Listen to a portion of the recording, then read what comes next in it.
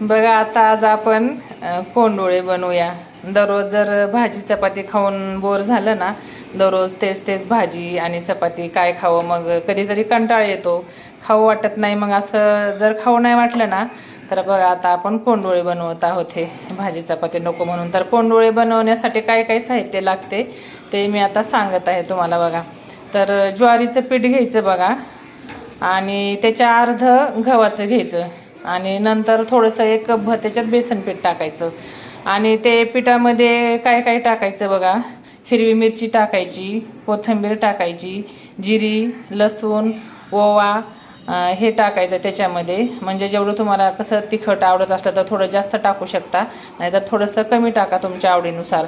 आणि जिरी टाका आणि ओवा टाका, म्हणजे टेस्ट येईल चांगली बघा। आणि ते मग ते सगळं मिक्स करायचं एकत्र आणि पीठ मळून घ्यायचं त्याचं। बघा हे बघा, असं मळायचं पीठ, जास्त असं घट्ट पण नाही मळायचं आणि जास्त सैल पण नाही मळायचं बघा। आणि ते मळल्यानंतर मग हे बघा लगेच असे हातावर नाही का आपण शेंगोळ्या वगैरे बघा करतो अशा, ते असे करायचं आणि बघा त्याला असं गोल बनवून असा जॉईंट द्यायचा।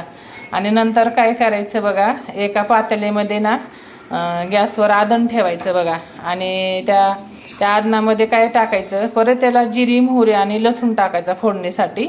आणि त्याच्यात पाणी टाकायचं, थोडं पाणी जास्तच टाका, 2 तांबे वगैरे हे बघा इथं टाकलेलं आहे आम्ही बघा। आता पातेल्यामध्ये आदण ठेवलं आणि त्याच्यात आम्ही थोडं जास्त बनवले 4-5 माणसासाठी, तर 2 ते 3 तांबे पाणी टाकलं आम्ही त्याच्यात बघा।